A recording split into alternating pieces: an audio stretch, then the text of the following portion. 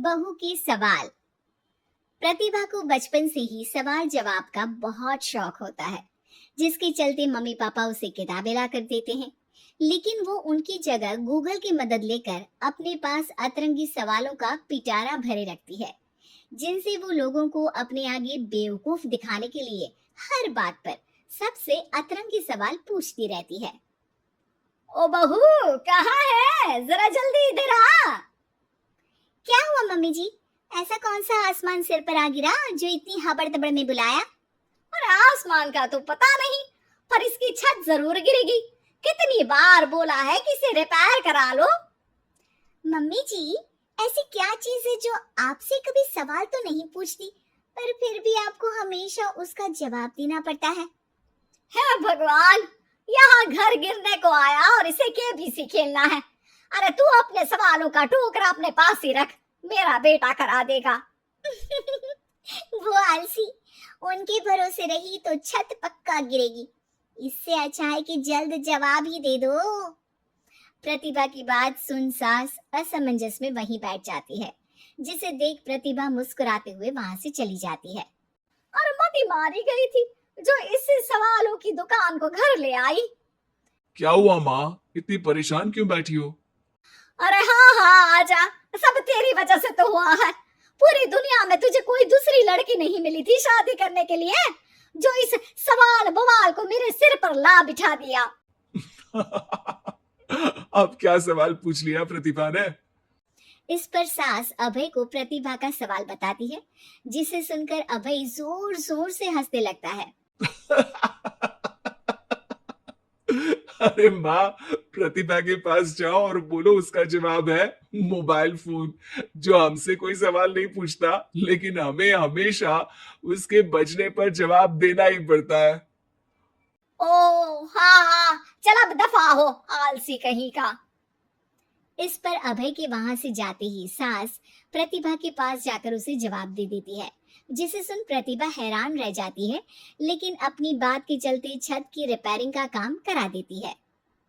मेरे सवाल का जवाब इतनी जल्दी देना मम्मी जी के बस की तो बात है नहीं। कोई मुझे इतनी जल्दी हरा दे ये कभी नहीं हुआ, और ना ही मैं होने दूंगी। अब देखो। इसके बाद तो जैसे बात प्रतिभा के अभिमान की हो जाती है, जिसमें वो सास से बदला लेने का मौका ढूंढने में जुट जाती है। एक दिन, आज ना हमें पड़ोस वाले शर्मा जी के घर डिनर पर जाना है, तो अपने सवालों को घर पर ही छोड़कर जाना, समझी?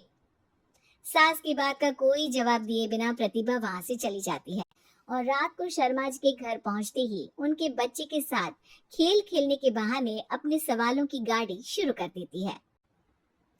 पापा, आंटी बहुत सवाल करती है, मुझे उनके साथ नहीं खेलना। अरे ना ना बच्चा, आंटी आपकी नॉलेज के लिए ही तो पूछ रही होंगी ना।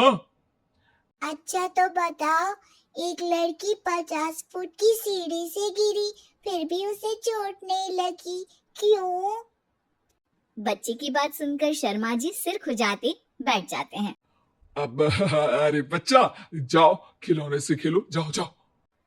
क्यों शर्मा जी, जवाब नहीं पता तो बच्चे को भेज रहे हैं? अरे आप सब भी क्या सवाल जवाब में लग गए, डिनर करते हैं ना। अब तो जवाब सुनकर ही खाना खाऊंगी।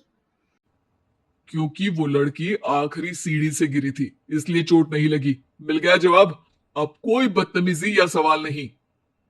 अच्छा, तो आज तक मम्मी जी को भी सारे जवाब आप ही बताते थे? क्यों, तुम्हारे अहंकार को ठेस पहुंची कि कोई तुमसे तेज कैसे हो सकता है?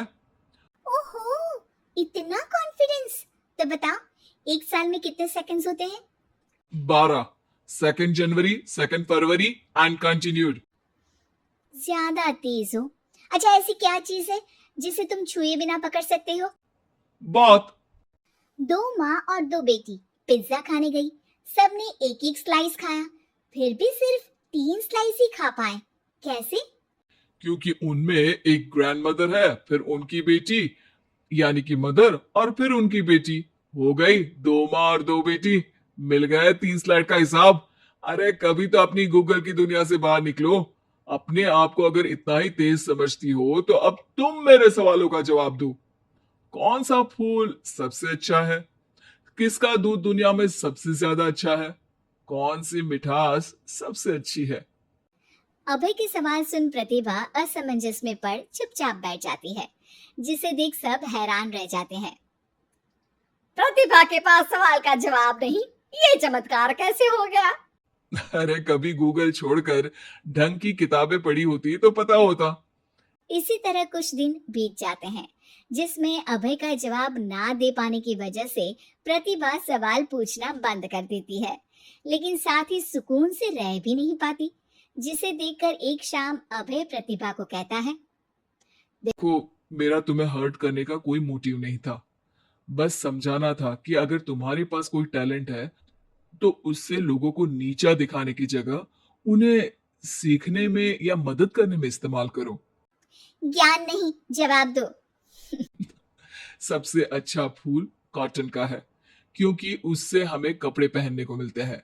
सबसे अच्छा दूध माँ का है, क्योंकि उसकी वजह से एक बच्चा स्वस्थ और तंदुरुस्त रहता है। और सबसे अच्छी मिठास तुम्हारी जुबान में होती है।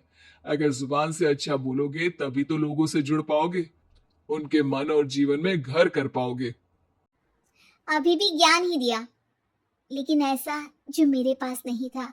सॉरी, मुझे कभी समझ में ही नहीं आया कि मैं कितना गलत कर रही हूँ, और ना ही किसी ने समझाया। पर अब वादा करती हूँ, गूगल से ज्यादा किताबों में समय लगाऊंगी, और जो भी सीखूंगी उससे शो ऑफ नहीं करूंगी, लोगों की हेल्प करूंगी।